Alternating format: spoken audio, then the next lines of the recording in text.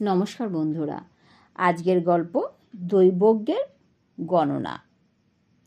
বাদশাহ একদিন এক দৈবজ্ঞকে সবাই দেখতে পেয়ে জিজ্ঞাসা করলেন, আমি আর কতদিন বাঁচব? গণনা করে বলুন তো। দৈবজ্ঞ গণনা করে বললেন, আপনি আর 5 বৎসর মাত্র বাঁচবেন। আমার গণনা নির্ভুল হুজুর। শুনে বাদশাহ উদ্বিগ্ন হলেন। মাত্র 5 বছর? বীরবল দৈবজ্ঞকে জিজ্ঞাসা করলেন, জ্যোতিষ ঠাকুর, আপনার দাঁত কতদিন পর পড়বে? ঠিক গণনা করে বলুন তো। দৈবজ্ঞ গণনা করে বললেন, আর 10 বছর পরে আমার দাঁত পড়তে শুরু করবে। আমার গণনায় কখনো ভুল হতে পারে না।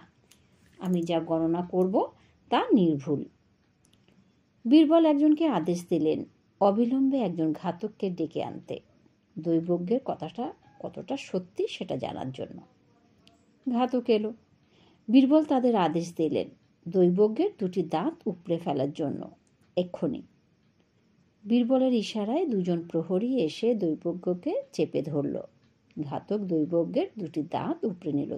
বীরবল বাদশাকে বললেন, দেখলেন তো হুজুর, দৈবজ্ঞের গণনা কেমন ভুল।